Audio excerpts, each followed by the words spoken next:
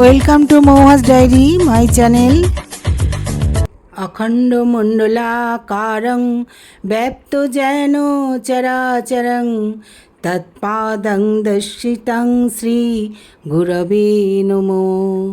গুরু ব্রহ্মা গুরু বিষ্ণু গুরুদেব মহেশ্বর গুরুমেব পরম ব্রহ্ম তস্मै শ্রী গুরবে নমো। হে গুরুদেব, হে প্রভু, এই 2026 সালের গুরু পূর্ণিমা 29শে জুলাই বুধবার পালিত হতে চলেছে। তার কখন তিথি, সময়, পালনের সঠিক সময় সব তোমাদের জানাচ্ছি বন্ধুরা। এটি আষাঢ় মাসের পূর্ণিমা তিথি, যা ব্যাস পূর্ণিমা নামেও পরিচিত। এই 29শে জুলাই মহর্ষি বেদব্যাসের জন্মতিথি উপলক্ষে এই দিনে শিক্ষক ও আধ্যাত্মিক গুরুদের পুজো করা হয়। অন্ধকার থেকে আলোর পথে চালিত করার জন্যে গুরুর প্রতি শ্রদ্ধা, কৃতজ্ঞতা জানানো হয়। উদয় তিথি অনুসারে 29শে জুলাই গুরু পূর্ণিমা পালিত হচ্ছে। বন্ধুরা, তোমরা একটু ভিডিওটা শুনে নাও, আমি বলে দিচ্ছি কখন সময়। আর এই পূর্ণিমাতে রাজযোগ অনুষ্ঠিত হচ্ছে, তাতে কিছু রাশির খুব ভালো সময় আসছে। কাদের কোন রাশি ভালো সময় আসছে সেটাও তোমরা একটু শুনে নাও। ভালো লাগলে চ্যানেলটা আমার সাবস্ক্রাইব করো বন্ধুরা, আর গুরুর নাম একটু লিখে দিও কমেন্ট বক্সে। 29শে জুলাই বুধবার 2026-এ গুরু পূর্ণিমা অনুষ্ঠিত হচ্ছে। 28শে জুলাই মঙ্গলবার সন্ধ্যা 6:18 পূর্ণিমা তিথি লাগছে। আর 29শে জুলাই রাত 8:05 পর্যন্ত এই পূর্ণিমা তিথি থাকছে। এই দিনে সত্যনারায়ণ ব্রত ও গুরু পূজনের জন্যে শ্রেষ্ঠ সময়। এই গুরু পূর্ণিমার দিন গুরুকে পুজো করা, তার আরাধনা, মন্ত্র জপ সকাল 5:30 থেকে আর সকাল 9:47 পর্যন্ত জপ, ধ্যান, গুরুর বন্দনা তোমরা করতে পারো। খুব ভালো সময় ভোরবেলায়, এবং তার শুভ ফল লাভ আছে। এই সময় গুরুর মন্ত্র জপ করতে পারো। বৌদ্ধ ধর্মে ভগবান বুদ্ধদেব এই দিনে সারনাথে তার প্রথম ধর্ম উপদেশ দিয়েছিলেন। অন্যদিকে জৈন ধর্মে এই দিনটি ভগবান মহাবীর এবং তার প্রথম শিষ্য গৌতম স্বামীর মিলন দিবস হিসেবে উদযাপিত হয়। এই দিনে অসহায়দের দান করা বা সাহায্য করা, বয়স্কদের প্রণাম জানানো, প্রণাম করা, আশীর্বাদ লাভ করা, তাদের চরণে প্রণাম নেওয়া অত্যন্ত শুভ। এই আষাঢ় মাসে এই শুক্লপক্ষে এই গুরু পূর্ণিমা অনুষ্ঠিত হয় প্রতি বছর। গুরু ছাড়া মানুষ অন্ধকারে হাঁটে, তাই বছরের এই একটা দিন আমরা সেই সব মানুষকে মনে করি যারা আমাদের জীবনের আলো দেখিয়েছেন। তিনি বাবা মাও হতে পারেন, স্কুলের স্যারও হতে পারেন, আবার আধ্যাত্মিক গুরুও হতে পারেন।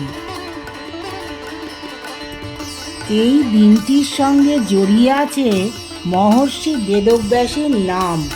হিন্দু শাস্ত্র মতে আষাঢ় মাসের শুক্লপক্ষের পূর্ণিমা তিথিতেই তার জন্ম। তিনি বেদকে 4 ভাগে ভাগ করেছিলেন, 18টি পুরাণ আর মহাভারতের মতো মহাকাব্য রচনা করেছিলেন। তাই তাকে বলা হয় আদি গুরু। তার প্রতি শ্রদ্ধা জানিয়েই গোটা পৃথিবীর শিষ্যরা এই দিনটিকে গুরু পূর্ণিমা হিসেবে পালন করে। তবে শুধু ব্যাসদেব নন, এই দিনটি সকল গুরুর প্রতি কৃতজ্ঞতা প্রকাশের দিন। গুরু পূর্ণিমার দিন সকালে ঘুম থেকে উঠে স্নান করে পরিষ্কার বস্ত্র পরিধান করে অনেকে হলুদ বা সাদা কাপড় পরেন।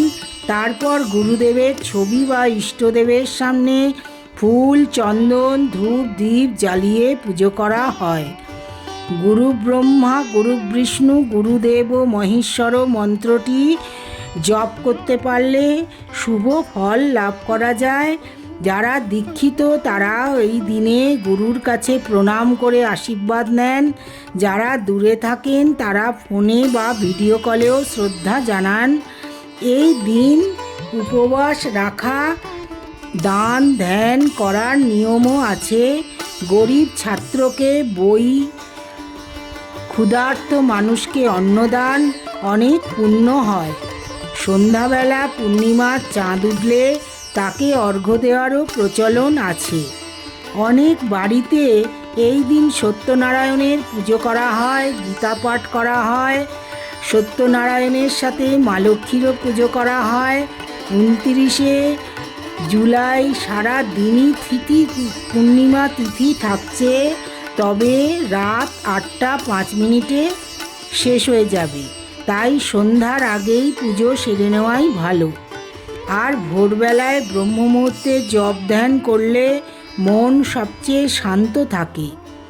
গুরু পূর্ণিমা আমাদের ব্যস্ত জীবনে একটা থামার জায়গা দেয়, একবার ভাবার সুযোগ দেয় যে আমরা আজ যা কিছু হয়েছি তার পিছনে কার অবদান আছে। তাই এই 29শে জুলাই দিনটা শুধু পুজোর জন্য নয়, কৃতজ্ঞতা জানানোর জন্য। এই 29শে জুলাই বন্ধুরা, তোমরা অবশ্যই গুরু পূর্ণিমা পালন করবে।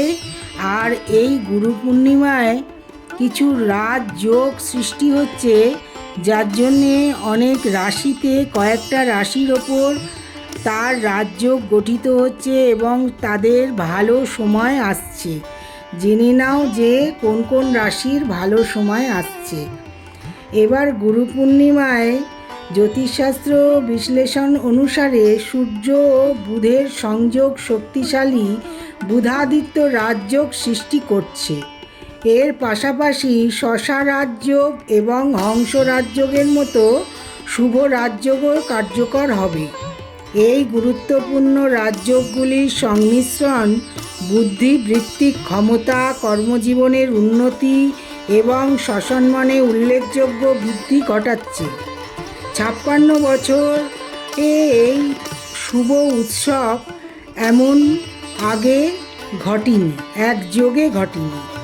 যেমন মেষ রাশি, এই গুরু পূর্ণিমায় মেষ রাশির জাতক জাতিকাদের কর্মজীবন এবং ব্যবসায় নতুন দিগন্ত উন্মোচন করবে। দীর্ঘদিনের জমে থাকা কাজ দ্রুত সম্পন্ন হবে। আপনার কঠোর পরিশ্রমের জন্য পুরস্কৃত হবেন। কর্মক্ষেত্রে আপনার প্রশংসা হবে। বৃষ রাশি, সময়টি জাতক জাতিকাদের জন্য আর্থিক সচ্ছলতা বয়ে আনবে। ব্যবসার উন্নতির জন্য এটি একটি অনুকূল সময়। আপনি যদি নতুন কোনো বিনিয়োগ করার কথা ভাবেন তবে উল্লেখযোগ্য মুনাফা লাভের সম্ভাবনা রয়েছে। সিংহ রাশির জাতক জাতিকাদের সম্মান ও প্রতিপত্তি উল্লেখযোগ্যভাবেই বৃদ্ধি পাবে। যারা চাকরিতে আছেন তারা পদোন্নতি বা নতুন বৃহত্তর দায়িত্ব পেতে পারেন। প্রতিযোগিতামূলক পরীক্ষার জন্যে প্রস্তুতি নিচ্ছেন এমন শিক্ষার্থীদের জন্যে সময়টা অত্যন্ত শুভ হবে। ধনু রাশির জাতক জাতিকারা আত্মবিশ্বাসী, দৃঢ়চেতা বোধ করবেন। বৃহস্পতি ও সূর্যের বিশেষ প্রভাবে আপনার জ্ঞান বৃদ্ধি পাবে। সমাজে আপনার কাজের প্রশংসা হবে। বিবাহিত জীবন সুখকর থাকবে। মকর রাশির জাতক জাতিকাদের অপ্রত্যাশিত আর্থিক লাভ হবে। পুরনো বিনিয়োগ থেকেও উল্লেখযোগ্য মুনাফা আসতে পারে। মানসিক শান্তি এবং পারিবারিক সমর্থনে আপনার সমস্ত কাজ সহজেই সম্পন্ন হবে। কুম্ভ রাশি, কুম্ভ রাশির জাতক জাতিকাদের জন্য বিরল রাজযোগ বর্ধিত আরাম ও বিলাসিতা বয়ে আনবে। আটকে থাকা অর্থ পুনরুদ্ধার হতে পারে। পিতামাতা ও বয়োজ্যেষ্ঠদের আশীর্বাদে আপনার থেমে থাকা কাজ পুনরায় সঠিক পথে ফিরে আসবে। বন্ধুরা, তোমরা এইগুলো শুনে নিলে। আমি তোমাদের জানালাম বন্ধুরা, এই গুরু পূর্ণিমায় যে রাজযোগ তার রাশিদের কথা তোমাদের বলে দিলাম বন্ধুরা।